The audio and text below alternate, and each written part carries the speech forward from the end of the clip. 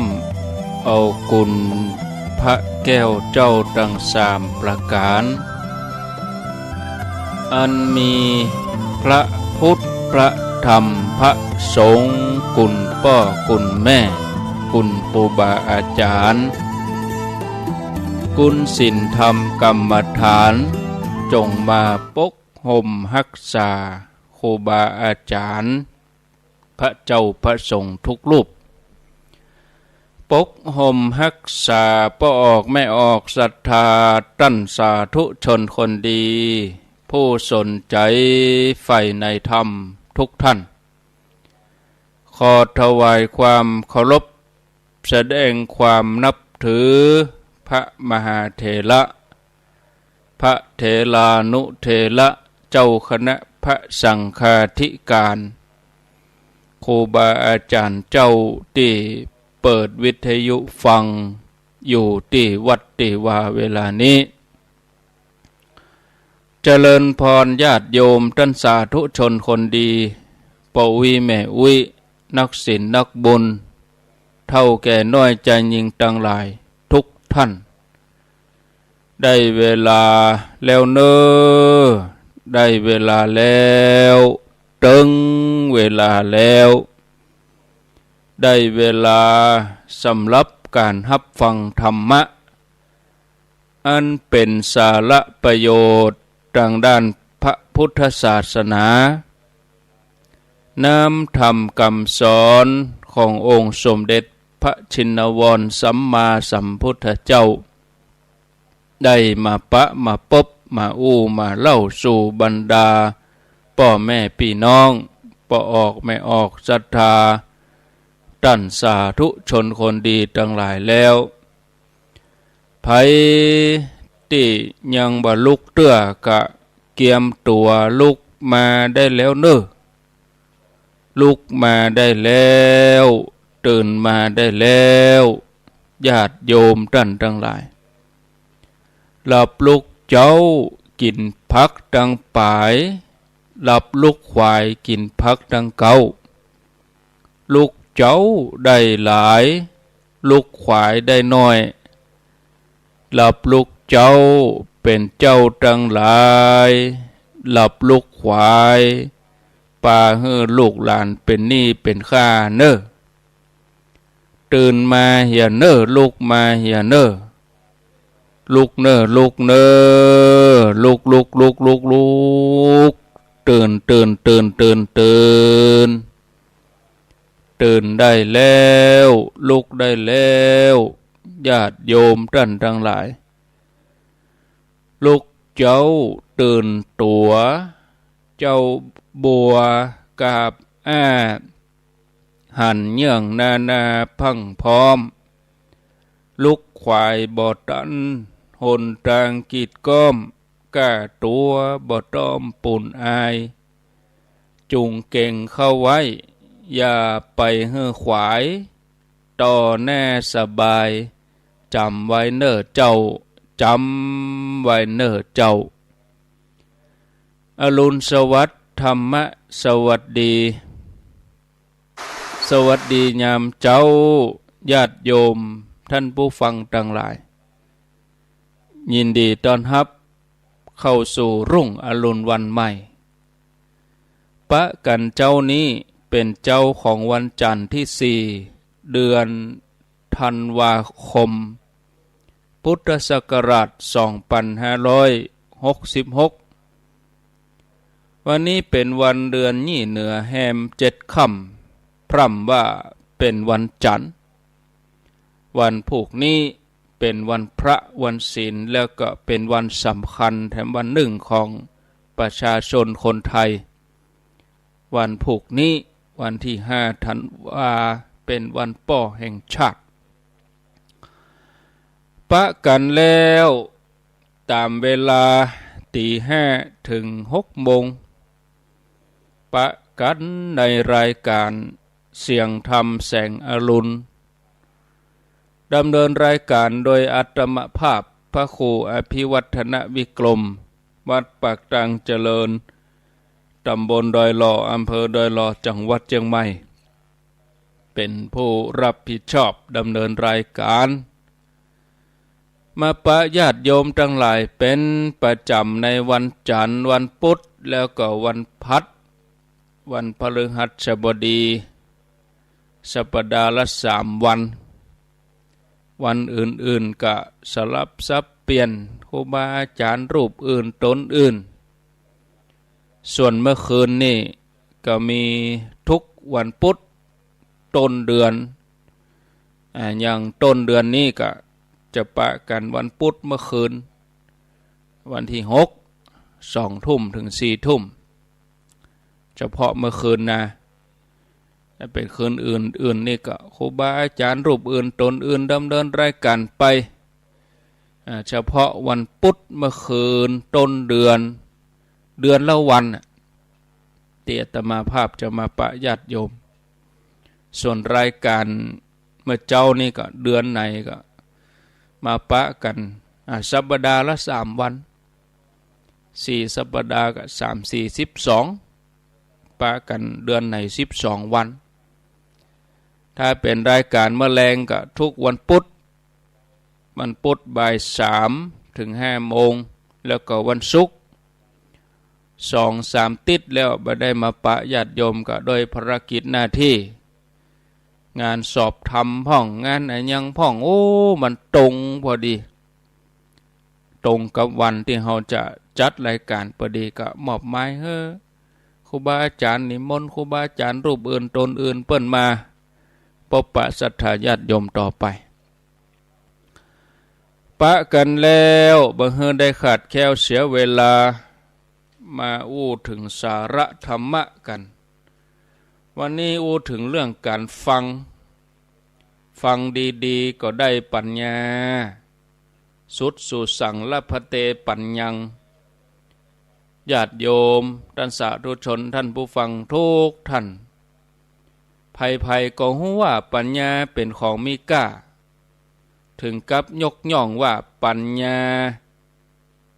อยู่กับตัวจะกลัวอันยังถ้ามีปัญญาอยู่กับตัวจะกลัวอันยังปัญญาที่มีไว้ติดตัวมาตั้งแต่กำเนิดปอในการที่จะต่อสู้กับชีวิตจำเป็นที่จะต้องเสาะแสวงหาปัญญาเพิ่มเติมวิธีเพิ่มเติมปัญญานี่มีอยู่3 วิธีคือฟังกึดโดยแล้วก็มันอบรมมันพิจารณาอบรมญาติโยมแล้วก็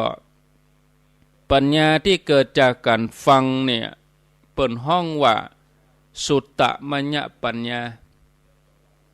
ปัญญาที่เกิดจากการกึดห้องว่าจินตมัญญปัญญาปัญญาเกิดจากการอบรมการฝึกเขียนอ่านห้องว่าภาวนาปัญญาเรื่องฟังนี่ญาติโยมเป็นเรื่องสำคัญนะฟังดี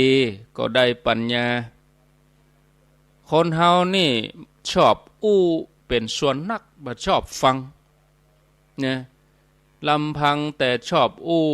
บ่ชอบฟังก็ยังดีแต่บางคนนี่ก็มีนิสัยเสียเวลาฟังเทศน์ฟังธรรมเวลาเข้าประชุมบ่อ่านระเบียบวาระประชุมว่าอันยังเป็น1 2 3บ่ได้เข้าใจเรื่องอัดเรื่องธรรมเวลาฟังพระเทศน์ชอบบ่ชอบฟังเทศแข่งพระพ่องแข่งพระเทศเนี่ยเวลาเปิ้นประชุมบ่กองเปิ้นเปิดประชุมก็จะได้แต่เวลาเปิ้นประชุมนั่นเวลาตัวเก่าแล้วคนอื่นบ่ฟังก็เกลียดนะนอกจากบ่ฟังแล้วก็เถียงข้อเป็นเอ็นก็เป็นเหตุให้ทะเลาะกันเถียงกันไปเถียงมาก็ทำให้การประชุมนั้นล่มเหลวบางคนอยากแสดงตัวเองว่าเป็นนักปราชญ์เป็นบัณฑิตเป็นผู้รู้ก็ยกมือขึ้นขอตลอดรายการเลยเนี่ย บางทีเรื่องบ่เป็นเรื่องก็เอามาอู้นี่ญาติโยมเรื่องที่ตัวเองบ่ฮู้บ่เข้าใจเนี่ยก็ไปอู้ไปพูดเนี่ยศรัทธาญาติโยมเคยมีครั้งหนึ่งมีการประชุมกันเจ้าบ้านคฤหัสถ์ยกมือขออู้เรื่องการจัดระเบียบพระบิณฑบาตเนี่ยญาติโยมอู้กันอย่างนี้ทั้งที่พระที่เปิ้นบิณฑบาตเปิ้นเข้าใจข้อวัดเปิ้นเข้าใจข้อปฏิบัตินี่เปิ้นฮู้ดีเปิ้นฮู้ในเรื่องการบิณฑบาตอันยังเป็นอันยังแต่ว่าเปิ้นบ่อู้คนที่บ่ฮู้เรื่องกลับไปอู้จนบ่ยอมฟังไผมีคนถามว่าเนี่ยหยังนะท่านถึงบ่อู้พระคุณเจ้าถึงบ่อู้พระเปิ้นก็บอกว่าอู้ไปก็มีประโยชน์มันอยู่ที่การทำมันอยู่ที่การปฏิบัติบ่ใช่อู้เพียงอย่างเดียวบ่ใช่อยู่ที่การอู้อย่างเดียวการจัดนิมนต์พระก็ดีการจัดแถวพระก็ดีการจัดระเบียบในการบิณฑบาตของพระก็ดีบางทีก็มันเป็นเรื่องที่พระเปิ้นฮู้เปิ้นเข้าใจญาติโยมปัจจุบันนี่มีสโมสรฝึกอูเป็นโรงเรียนฝึกอูเป็นวาทศิลป์นะบ่ใช่อูธรรมดาอย่างเดียวนะมีการฝึกอูแบบนักการทูตแล้วก็บ่ใช่ฝึกกับเจ้าบ้านธรรมดาอุตส่าห์เอาวิธีฝึกแบบการทูตไปสอนไปฝึกเนี่ยฝึกคือมีการอู้นี่ศรัทธาญาติโยมพระสัมมาสัมพุทธเจ้าของเฮานี่เปิ้นเป็นยอดนักฟังญาติโยมพระองค์ขอฟังเทศจากพระโมคคัลลานะพระสารีบุตรขอฟังจากสาวกรูปอื่นเวลาฟังพระองค์ก็ฟังด้วยความเคารพสมัยนี้มีพ่องก่อญาติโยมที่มีพระมาเทศญาติโยมจะตั้งใจฟังดีๆเนี่ยบางทีมันก็ยากนะงานบางงานนี่โอ้นอกจากบ่ฟังแล้วก็ยังอู้ศูนย์ด้วยญาติโยมเขาจะต้องมีความมุ่งมั่นในการที่จะฟังมีความอดทนเนาะญาติโยมเปิ้นเฮาว่าอดทนเป็นตบะเนี่ยเฮาเคยได้ยินคำว่าบำเพ็ญตบะก็เนี่ยได้ยินกันมาเมินนักบวชบำเพ็ญตบะฤาษีบำเพ็ญตบะถือว่าเป็นการบำเพ็ญตบะพร้อมกันผู้อูผู้เทศกับบำเพ็ญตบะคนฟังกับบำเพ็ญตบะเนี่ยเอามาบำเพ็ญตบะด้วยกันในลัทธิของพราหมณ์บำเพ็ญตบะนี่หมายถึงคุณธรรมที่สำคัญอย่างหนึ่งของลัทธิพราหมณ์เนี่ยถ้าจะฮือเดาคนไทยเฮาก็พอจะเดาออกบำเพ็ญตบะนั่นก็หมายถึงความอดทนอดกั้นเนาะเพราะว่าพระฤาษีนี่เปิ้นนั่งรับหูรับตาเข้าป่าบากินเนี่ยตบะในที่นี้ก็หมายถึงความอดทนนั่นน่ะแต่ในทางพระพุทธศาสนาของเฮานี่เปิ้นยกย่องความอดทนว่าเป็นเครื่องเผาผลาญกิเลสเป็นเครื่องเผาผลาญบาปดังบาลีที่มีปรากฏว่าขันติปรมังตะโปตีติขาขันติคือความอดทนเป็นตบะอย่างยิ่งคำว่าตบะก็เลยหมายถึงว่าคุณธรรมเป็นเครื่องเผาผลาญกิเลสเป็นเครื่องเผาผลาญซึ่งบาปตามปกติบาปก็หมายเอาว่าเป็นของห้อนอยู่แล้ว ตัวบาปนี่ไผทำบาปนี่มันเป็นของฮ้อนไผทำบุญเป็นของเย็นเนี่ยบาปเป็นของฮ้อน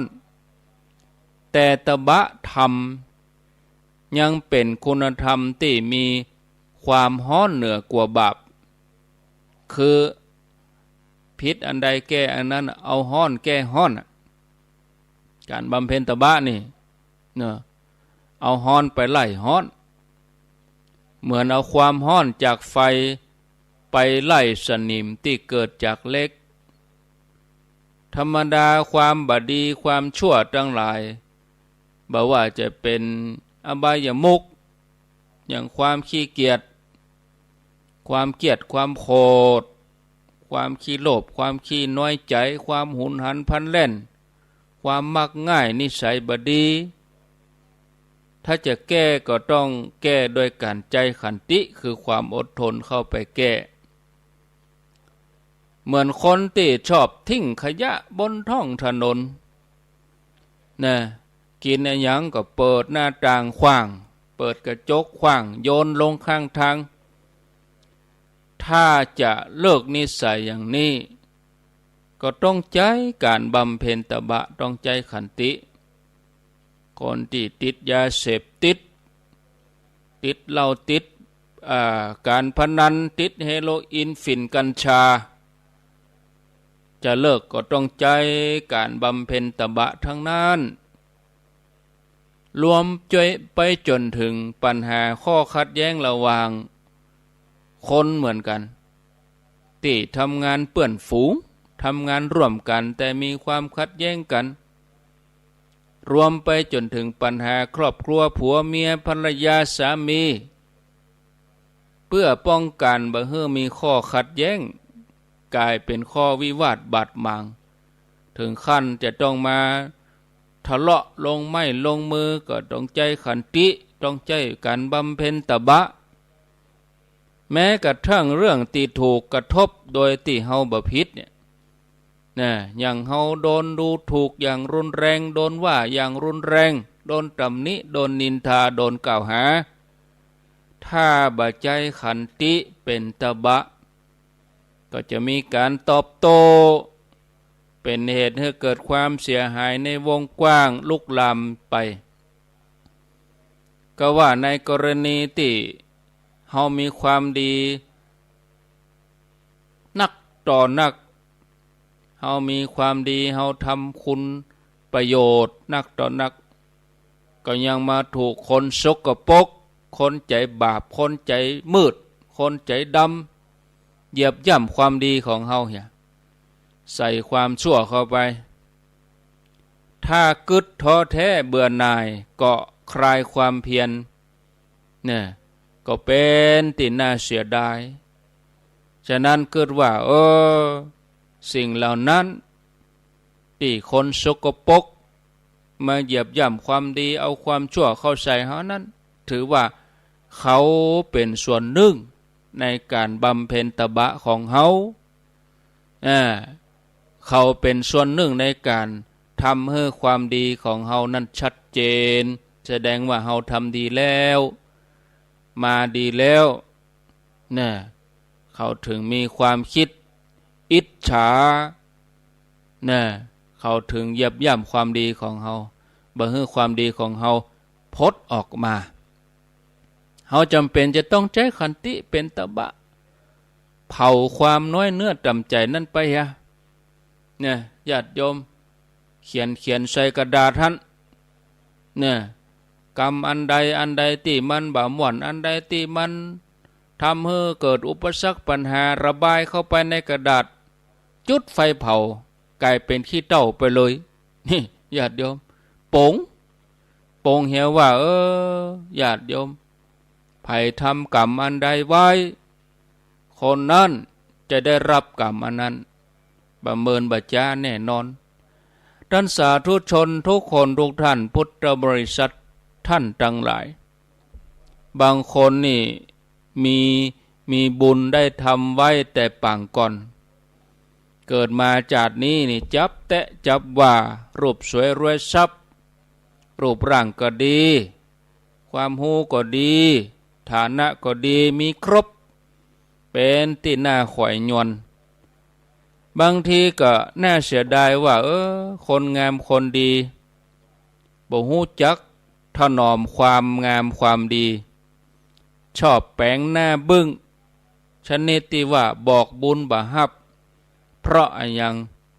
เพราะบ่มีเครื่องประดับเพราะบ่มีอาภรณ์คำว่าเครื่องประดับอาภรณ์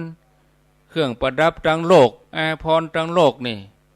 แก้วแหวนเงินทองเพชรนิลจินดาเสื้อผ้าราคาแพงแต่ถ้าเป็นคนชนิดที่ว่าบอกบุญบ่ฮับเป็นคนเจ้าอารมณ์เป็นคนหน้าบึ้งก็ทำให้ความงามที่มีอยู่เนี่ยก้อยๆจางไปนะแต่ถ้ามีขันติถ้ามีความอดทนมีความข่มใจขุนไว้ในใสไว้นอกเขาก็จะงามไปเถมเมินบ่ต้องไปง้อเครื่องสำอางบางคนแต่งย่องมาจัดดีอันอย่างที่บ่ถูกใจบ่จับใจเกลียดขึ้นมาทันทีโกรธขึ้นมาทันทีสิ่งเหล่านั้นมันก็หมดก้าเนี่ยญาติโยมแม้บางคนที่เกิดมาถึงแม้จะอาภัพบ่หล่อบ่สวยแต่รวยน้ำใจเป็นคนที่ใจดีใจเย็นใจจุ่มใจเบามีความอดทนอดกั้นมีความหนักแน่นมีเหตุมีผลจิตใจบ่วู่วามบ่เอาความเล็กน้อยมาเอาเรื่องเล็กน้อยมาเป็นเรื่องใหญ่เนี่ยอันนี้ถือว่างามได้โดยเฉพาะนักปราชญ์เป็นคนงามเพราะว่ามีขันตินะญาติโยมทำให้งามเปิ่นตึงว่าแล้วนักธรรมชั้นตรีธรรมวิภาคบทธรรมเนี่ยธรรมะที่ทำให้งามเนี่ยคือขันตินะบ่ใจเครื่องสำอางราคาแพงบ่ใจงามเพราะว่าไปศัลยกรรมตกแต่งนะทำให้งามนั่นคือขันติญาติโยมทั้งหลายเนอะศรัทธาญาติโยมความอดทนเป็นเครื่องประดับของนักปราชญ์เนี่ยเป็นไว้ขันติคือความอดทนคือคุณธรรมที่ทำให้คนเฮาเป็นคนงามคนหล่อคนสวยภัยที่หู้ตัวว่าตัวเก่าเป็นคนบางงามก็มันตั้งแต่เนอะญาติโยมคนโคตรในแปลงหน้าบางงามนะคนโคตรคนเกียรตินี่มันได้บางงามแหละเนาะหรือว่าบางคนมีความงามน้อยก็พยายามเติมเข้าไปบ่ใช่ไปเติมแป้งเติมเครื่องสำอางบ่ใช่ไปเติมเครื่องประดับอื่นใดคือเติมขันติเติมความอดทนเข้าไปในใจคือนักนอกจากขันติแล้วก็ยังมีโสรัจจะขันติความอดทนโสรัจจะแปลว่าความสงบเสงี่ยมเนี่ยประคับประคองเป็นเปื้อนที่จ่วยให้เฮางามขึ้นมาทำกู้นี้เนี่ยเปิ้นเฮาว่าทำให้งามญาติโยมเป็นคุณธรรมที่มีค่าในชีวิตประจำวันของเฮานักมากมายท่านผู้ฟังทั้งหลายที่เฮาฮู้กันอยู่ว่าขันติโสรัจจะเป็นดังเครื่องประดับเป็นดังอาภรณ์อันประเสริฐแต่ถ้าเฮาละเลยเพิกเฉยบ่เอามาใส่ในใจนะเพราะอะไรยังก็เพราะว่าเฮาขาดสติต้องฝึกเอาสติมากับการดำเนินชีวิตเป็นประจำนี้โดยให้นึกเสมอว่าเฮาจะบ่ทำการใดๆอันเป็นการส่อให้หันว่ามีความอดทนน้อยหรือบ่มีความอดทนเฮาจะบรรลุแก่อำนาจแห่งความอยากซึ่งความอยากของเฮานั่นมันอาจจะบ่ถูกต้องอยากได้อยากมีอยากเป็นบางทีก็ไปเบียดเบียนคนอื่นเพราะความอยากตัวเองบางทีมันบ่มีขอบเขตนะญาติโยมบางทีอยากบ่ได้ มันฉาบทามันย้อมมันผสมด้วยความหันแก่ตัวนะเฮาจะต้องมีเหตุผลเสมอแม้เฮาจะเป็นฝ่ายถูกฝ่ายตรงข้ามจะเป็นฝ่ายผิดเฮาจะบ่แสดงอาการอันน่าเกลียดน่าจังเฮาจะต้องอดทนอดกลั้นมีผู้ที่สังเกตมีผู้ดูเฮาอยู่รอบตัวมีผู้ที่คอยดูระแวดระวังแล้วก็มีผู้ตัดสินเฮาเนี่ยว่าภัยผิดภัยถูกคนถูกต้องถูกวันยังค่ำคนผิดก็ผิดวันยังค่ำแต่ถ้าเฮาจะเอาธรรมะเป็นเครื่องประดับเป็นเครื่องอาภรณ์ก็ย่อมได้ศรัทธาญาติโยมท่านสาธุชนนะเอาไว้เต้าอี้ก่อนเนาะญาติโยมเนอะเอาไว้เต้าอี้ก่อนนะอูนักอูเมินไปก็เดี๋ยวญาติโยมจะเบื่อจะน่ายจะใกล้กันเสียก่อนเนาะแต่ว่าก็มีคนมาเอวหาเนาะเปิ่นมาร่วมบุญนี่ลูกแผ่วในแผ่วเบาลูกแผ่วสันทรายก็มีลูกแผ่วแม่เหี้ยหางดงก็มีบอกว่าวันงานอาจจะบ่ได้มาบ่สะดวกมาแต่ก็มาวันนี้เหี้ยนะแม่คำเกี้ยวเนาะสมแล้วก็อยู่ปุ้นหัวฝ่ายสันทรายนายพิระนางนวลดีนางสาวดาริกาธินะเมืองเลนปุ้นนะหัวฝ่ายเมืองเลนปออาจารย์ทวีแม่อำพรบุญหมื่นนี่อันนี้ก็เหมือนกันเด้อฟังทุกวันแล้วก็นางสาวปริชาติกันทเสนานางสาวธรการแทรกกวยนายชุติพลตาวงได้ร่วมบุญมาได้รับแล้วแล้วก็ประชาสัมพันธ์ข่าวสารงานบุญงานกุศลครั้งแห่งติดเดียวเนอะวันจันทร์แน่วันจันทร์ที่11 ธันวาอันนี้ก็ขอเจริญพรเจิญญาติโยมท่านสาธุชนท่านผู้ฟังทั้งหลายมาร่วมบุญร่วมกุศลกันงานประเพณีสืบชะตาส่งน้ำพระเจ้าตรันใจแล้วก็สวดอิติปิโส108จบที่วัดปักตังเจริญก็เจิญเนอะปีนี้เป็นปีที่14แล้วภายจะร่วมบุญเป็นยอดปัจจัยถวายพระยอดสังก็ตั้งแต่วันนี้เป็นต้นไปวันพุธจะเริ่มเอาชื่อมาอ่าน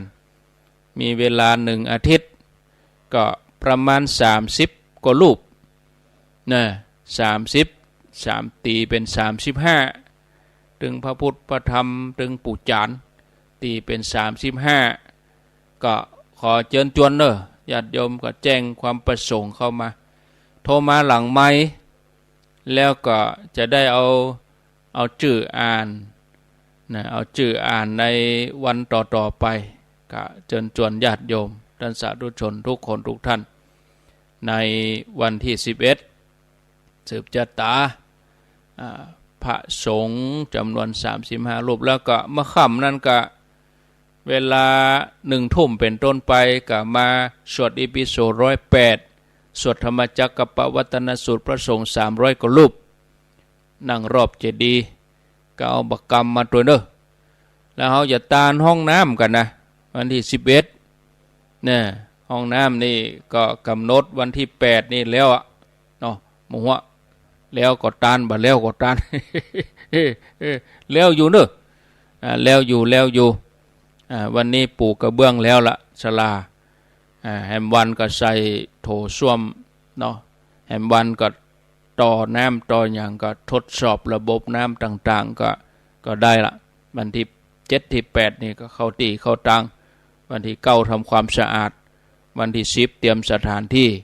วันที่11ก็ตานนะก็เชิญชวนเด้อญาติโยมมาร่วมบุญร่วมกุศลกันนะปีนี้เป็นปีที่14แล้วก็หลังจากนั้นก็12 ถึง 22 ธันวา เอองานปริวาสม่อนฤาษีนะมาเจ้าใส่บาตรกับหลายท่านมานอนนี่ก็ได้ที่ปากตังเจริญมานอนนี่วันที่11แล้วก็วันที่12มาเจ้าก็ไปใส่บาตรด้วยกันไปร่วมกันรับเป็นเจ้าภาพภัตตาหารมื้อแรกภัตตาหารวันแรกของครูบาอาจารย์เปิ้นเข้าปริวาสที่ม่อนฤาษีก็เชิญชวนเด้อญาติโยมวันที่12อาตมาภาพพร้อมกับญาติโยมหลายท่านแล้วก็คลื่นสีขาวเฮาญาติโยมที่มานอนนี่ก็จะไปร่วมกันในวันที่12มื้อเจ้าเนี่ยวันที่11แล้วปัตตังเจริญแล้ว12เฮาก็ปากันไปที่ม่อนฤาษีเนาะแล้วก็มีทำงานหนึ่งก็เกือบลืมญาติโยมผ้าป่าสามัคคีสงฆ์อาพาธสมทบทุนกองทุนสงฆ์อาพาธจัดซื้ออุปกรณ์การแพทย์โรงพยาบาลสันป่าตองเปิ้นจะทำบุญตอดกันที่วัดแสงสว่างอำเภอสันป่าตองเนอะวันที่21ธันวาคมคณะสงฆ์อำเภอสันป่าตองพร้อมกับศรัทธาประชาชนร่วมกันทุกหลังคาเฮือนนะสันป่าตองนี่หลายกะถ้าได้กู้หลังคานี่โอ้ญาติโยมก็ได้นักมากมายนะหลังคาหนึ่งหลังคาเฮือนในซองก็ร่วมกันตามกำลังผู้ดูแลภิกษุไข้ดุจดังดูแลตถาคตตุเจ้าก็ป่วยจ้างเหมือนกันตุเจ้าก็เมื่อยจ้างเหมือนกันในการจะดูแลตุเจ้านี่บางทีเขาก็ต้องมีการมีกองทุนนอกจากเปิ้นจะรวบรวมปัจจัยจากผู้มีศรัทธาสมทบทุนในการดูแลตุเจ้าพระนายพระสงฆ์อาพาธแล้วเปิ้นก็จะเอาไปใช้ซื้ออุปกรณ์การแพทย์ที่จำเป็นนี่สำคัญเนอะญาติโยมวันที่21ญาติโยมทางสันป่าตองไฟได้ซองก็จะไปลืมเด้ออาจจะได้วันนี้ก็อาจจะได้วันที่5ธันวาคมหรือมาอันอาจจะได้วันเดือนเพ็ญนะญาติโยมเด้อวันเดือนเพ็ญก็คือวันที่อย่างโอ้ล้ำไปแล้วก็วันเดือนดับก็วันที่12วันเดือนดับเดือนเพ็ญเมื่อเดือน3เดือน3เพ็ญวันที่27ปุ่นอันนี้วันที่21วันพัดนี่ก็เชิญชวนเนอะแล้วอาตมาก็ได้รับนิมนต์จากคณะสงฆ์เปิ้นประชุมกันเพื่อจะนิมนต์ไปบรรยายก่อนที่เปิ้นจะตานเวลา9 โมงที่วัดแสงสว่างเนอะก็เชิญชวนญาติโยมทั้งหลายร่วมบุญร่วมกุศลกันทำบุญตอดผ้าป่าครั้งนี้ของคณะสงฆ์อำเภอสันป่าตองศรัทธาประชาชนใบใจเพียงแค่อำเภอสันป่าตองโดยหลอกก็ไปใจหั่นก็มีไปกันไปมาหาสู่กันนะก็เชิญชวนญาติโยมทุกคนทุกท่านที่วัดแสงสว่างนะทำบุญเนอะวันที่21ธันวาแหมเมินอยู่ก็วันจากวันนี้ไปก็แหม2 ติดเนาะถ้ารวมที่นี่ก็เป็น3 ติดนะก็เชิญชวนทุกคนทุกท่านด้วยแถมงานนึงก็บ่ได้มีรายละเอียดแต่ว่าท่านพระครูศิริธรรมบัณฑิตท่านพระครูเปิ้นแจ้งมาการตั้งธรรมหลวงของวิทยาลัยสงฆ์นครลำปางก็อาตมาก็จะประชาสัมพันธ์ให้ได้รับทราบกันต่อไปเดี๋ยวรอดูรายละเอียดก่อนเนาะบ่ได้มีรายละเอียดกับบางทีเปิ้นบอกก็ลืมไปเหียะเดี๋ยวจะถามเจ้าหน้าที่ถามบรรดาผู้ที่เปิ้นรับผิดชอบก่อนเนาะถ้ามีเป็นเอกสารถ้าเปิ้นส่งมาทางไลน์ส่งมาทางเฟซก็ดีแต่ว่าญาติโยมในพื้นที่ลำปางญาติโยมฟัง FM 106.5 ก็ฟังเปิ้นประชาสัมพันธ์อยู่แล้วตั้งธรรมหลวงที่วิทยาลัยสงฆ์นครลำปางรายละเอียดอย่างใดนั้นก็รอแอมวัน2 วันจะประชาสัมพันธ์หรือรับทราบอันนี้ก็หมดแล้วครบถ้วนกระบวนความ สำหรับเรื่องของสาระธรรมะสำหรับเรื่องการประชาสัมพันธ์ข่าวสารงานบุญเดือนธันวานี่ก็มีที่ไหนแล้วกันเนาะก็ปีหน้าก็มีปอยหลวงเข้ากำเองอันนี้แล้วไปแล้วแถมงานหนึ่งอันนี้ก็ประชาสัมพันธ์ทุกวันตุลุงยองก็ประชาสัมพันธ์ทุกวันก็ประชาสัมพันธ์แถมนะทุกวันไปเลยนะงานพระราชทานเพลิงศพพระเดชพระคุณหลวงปู่ครูบาอินตากตะปุญโญหรือว่าหลวงปู่พระครูพิพิธปุญญาภิรัตน์อดีตเจ้าวาดวัดศาลาที่ปรึกษาเจ้าคณะตำบลน้ำแพร่วันที่20ถึง24ธันวาคม2566เนื่องโดยพระเดชพระคุณหลวงปู่พระครูพิพิธปุญญาภิรัตน์หรือว่าครูบาอินตากตะปุญโญอดีตเจ้าวาดวัดศาลาที่ปรึกษาเจ้าคณะตำบลน้ำแพร่หลวงปู่มรณภาพลงเมื่อวันที่23พฤษภาคม2562เวลาตี 4ที่วัดศาลาน้ำแพร่ต่างคณะศิษยานุศิษย์คณะศรัทธาญาติโยมศรัทธาวัดศาลาเปิ้นก็ตั้งศพบำเพ็ญกุศล7วันแล้วก็ทำบุญแต่ละเดือนทุกวันที่23ทำบุญครบรอบ50วันก็ดี100วันก็ดีก็ทำมาตลอดผ่านมาแล้วหลวงปู่เปิ้นเป็นมหาเถระที่มีเมตตามีคุณูปการต่อคณะสงฆ์บอกว่างานปกครองงานการศึกษาเผยแผ่สาธารณูปการศึกษาสงเคราะห์เป็นที่เคารพนับถือของพระสงฆ์องค์สังฆเจ้าบอกว่าไกลว่าใกล้ศรัทธาประชาชนบอกว่าไกลว่าใกล้เมืองไทยต่างประเทศส่วนราชการตลอดลูกศิษย์ลูกหาคณะศรัทธาเปิ้นก็จะมีการกำหนดชื่อพระราชทานเพลิงศพนะก็เริ่มตั้งแต่วันที่20ธันวาอาราธนาสรีระหลวงปู่ขึ้นนอนปราสาทนกหัสดิลิงและเปิ้นจะตานปราสาทนกหัสดิลิงวันที่20ธันวาคมเวลา9 โมงเป็นต้นไปพระสงฆ์40 รูปวันที่20 21 22 23เองนะแต่ละคืนนี่เมื่อวันญาติโยมก็ไปได้เนอะเพิ่งก็ทำบุญทุกวันนะเวลา9 โมงเป็นต้นไปตั้งแต่วันที่20เนี่ยจนถึงวันที่24นี่ก็พระราชทานเพลิงศพก็มีงานตลอดทั้งวันนะญาติโยมเนอะก็ขอเจริญพรมาตันไปเมื่อคืนก็ไปเมื่อวันบางทีเมื่อวันก็ทำการทำงานแต่ว่าวันที่เปิ้นจะพระราชทานเพลิงศพนี่เป็นวันติดนะอาทิตย์ที่24ธันวาคมนะเนอะเชิญชวนญาติโยมทุกคนทุกท่านเอาแล้วหมดข่าวสารงานบุญเนาะข่าวสารงานบุญก็หมดแล้วต่อไปก็ลองมาฟังญาติโยมพอกำก่อนฟังญาติโยมเขาก็อาตมาก็จะเอาชื่อมาอ่านมาอู้เนาะ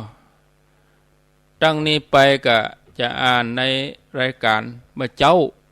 ก็คงจะเป็นวันพุธเนาะวันพุธแล้วก็แหมกรรมกับวันจันทร์หน้าพอดีมาได้เข้ารายการตลอดต้องขออภัยตัวก็เอาตามเวลานะแบบอยากจะไปขอเวลาครูบาอาจารย์ทำอย่างเนื้อตมาก็เหนื่อยตัวเหนื่อยอันยังก็คือการเมื่อวันกับปอการนะแล้วก็มาเจ้าเขาก็มาฮักโหมแหมกะก็เลยไปตามเวลานะญาติโยมเนาะญาติโยมก็จะได้กับมาร่วมกันนะทำบุญร่วมกันวันที่11ธันวาคม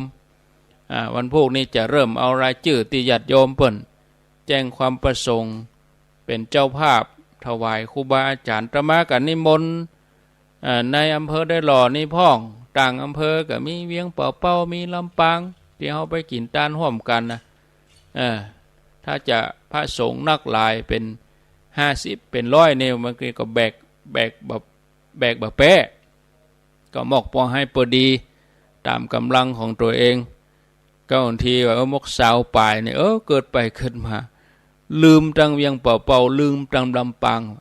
ลืมไปได้อย่างใดเนาะนิมนต์ครูบาอาจารย์มาร่วมทั้งการกินทานใหญ่หลวงบางทีเฮาได้หันครูบาอาจารย์มาร่วมกันแล้วก็มีความสุขได้กินทานได้ทำบุญเนาะก็เชิญชวนเด้อท่านผู้ฟังทั้งหลายมานอนก็ได้นะวันที่21ก็ปุ่นที่โรงพยาบาลสันปะตองวันที่11นี่จะเป็นที่ปากตังเจริญก็ญาติโยมจะร่วมด้วยช่วยกันจะมาหอมที่ปากตังเจริญนี่ก็ได้เกิดจะได้จะไปตานหงยาอาตมาก็จะแปลงไว้นี่ต้นให้ญาติโยมร่วมแล้วก็อย่าเอาไปตานตัวเก่าได้ไปเตะด้วยแล้วก็อย่าไปตานหอมบนด้วยเนาะก็เชิญชวนทุกคนทุกท่านพอเวลาแล้วก็ข้างแหม10 นาทีวันนี้ปั่นเวลาให้ญาติโยมโทรมาไผ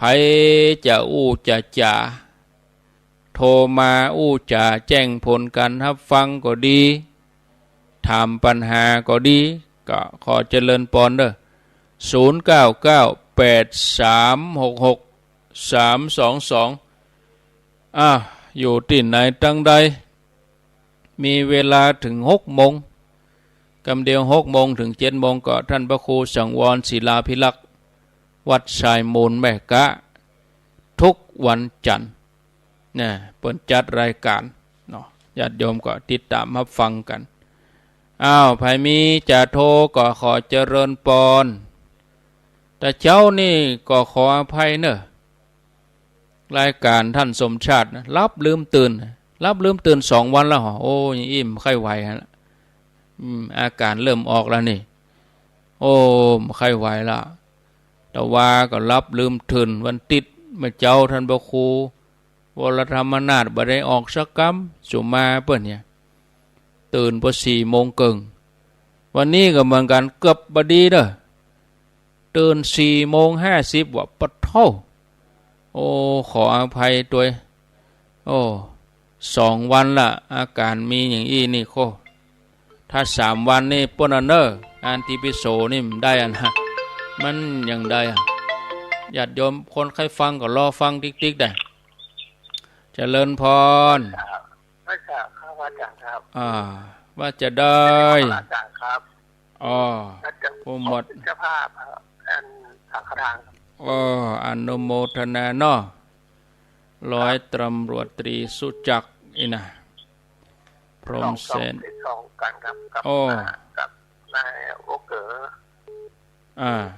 โอเกอร์อ่อนแก้วเนาะครับอ่อนแก้วโมทนาเนอร์นายวกเกอร์เนาะวกเกอร์อ่อนแก้วสาธุเนอร์ไหว้สาครับสาธุแจ้งมาอย่างอี้ก็ได้แต่ว่าก่อนนั้นก็มีคนแจ้งความประสงค์ก่อนก็มีประมาณ10 ท่านแต่อาตมาบ่ได้เอาอ่านเตื้อก็อ่านคนที่เปิ้นแจ้งเจตนาไว้แม่จันเลินใสแม่เดินเป็นทิมบางแม่กันดาโยมสมพรรัตนังเนี่ยแล้วก็มีนายประสิทธิ์นางยุพินทิพย์แก้วนางกนกพิษใช้นายหลายๆคนเพิ่นแจ้งเข้ามาแต่ว่าบ่ได้อ่านได้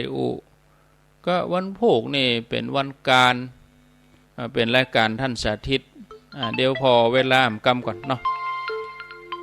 0998366322จะเริญพรเจ้ารับฟังอยู่เลยอยู่ดงหาแม่เจ้า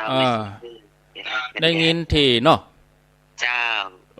ลูกเจ้าเหมือนกันลูกจ้าไว้แสนจ้าโมทนาฟังอยู่ดงหัดนาคชัดเจนดีเวลาเป็นได้พ่องหมูเนาะได้ไปแอวหาเปิ้นนี่ไปแอวหาตอนนั้นบ่นักแก่จัดเบิ่นไปแอวหาเปิ้นเมื่อต้นปีก็เวลาไปกินไปทานที่ไหนไปบัดเดียวก็โรคความชรา90 ปลายแล้วนี่เนาะภัยจะแจ้งผลการรับฟังอยู่ที่ไหนตั้งใดก กูเตื้อนี่บ่ได้เปิดสายเปิดวันพัดปุ่นแต่วันพัดนี่ก็ถ้าลงตัวแล้วก็อาตมาก็จะบ่ได้จัดนะวันพัดนี่จะเป็นหลวงพ่อพระครูอาทรวิสุทธิคุณน่ะเริ่มต้นเดือนธันวาเนี่ยลงตัวละเจริญพรเจ้าไว้เจ้าพระครูแม่นี่เท่านะเจ้าไว้โถกบันหงปีนี้มันงานของพระครูกับจ้างวันเสาร์ที่แกเอาวันที่11ว่าเอาวันที่11ว่าจะวันยังก็เอาวันที่11ว่าเจ้าเข้าใจน่ะเนี่ยโมทนาเนอสาธุ0998366322มีก็เข้ามาจะจะสนทนาถามปัญหานี้เขาทำตอบบัดนั้นนะเพราะว่าถ้าจะตอบมันก็ต้องใจเวลาหน่อยเป็นว่าโทรมาทักทายก็แล้วกันบะมีก็จะลา5:55 5:55 5:55เจริญพรเจ้าใส่เจ้าท่านพระครูโทษจากที่ไหนนอนใจประแดดนะเจ้านอนใจประแดดชัดเจนดีเนาะเจ้าไม่นอนฟังอยู่โมทนาเนอ104ชัดเจนโมทนาเจ้านี่อันต้องขอโทษสำหรับคนลูกเจ้าญาติโยมเขาบางทีก็ไหลหาหน่อยปั่นใจเห็นหน่อยบ่ได้ยินก็อดเอาบางคนนี่ดับไปนาทีเดือดร้อนล่ะบ่มารายการบ่มาสักวันนี่เอาล่ะอย่าไหลหากันเห็นหน่อยกะจะไปเขอาตมาล่ำไปกะก็เดี๋ยวจะไม่ได้จัดยาวนะเจริญพรอันนี้แม่ดาราหนองแปดสารปีจังหวัดแม่ดาราสารปีแม่ต้องปิดคนตายดาดลูกปิ้งไอ้ที่บอกที่รถเก๋งหลงตะก้นนะแม่ต้องปิดวิทยุเหี่ยนี่ดูแต่ของแต่จบดีเนอะบ่เจียวใครได้ปุ๋ยบุญนอกบุญหลายโมทนาแม่มันสูนกันฮะวิทยุมันสูนกันแม่ของเปิดดัง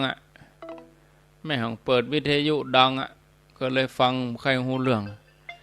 0998366322จะเลินพรเขาจากที่ไหน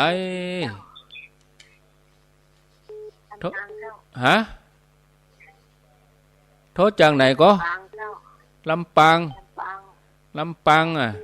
อำเภอหยังลำปางอำเภอหยังลำปางอำเภอเมืองเนาะปังบุญญาวาดเนาะโมทนาเนอสาธุ0998366322จะเริญพรติดแล้วเนอะ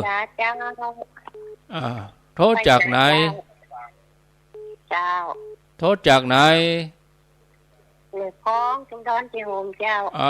แม่ฟองแจโฮมรักษาสุขภาพเนอ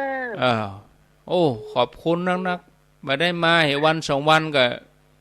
แปลงใจเอากะตนอื่นก็มีนะโมทนาเอาลาไปก่อนเถอะอีดื้อหมดเวลาเห็นแล้วอายุวันโนสุขังปลัง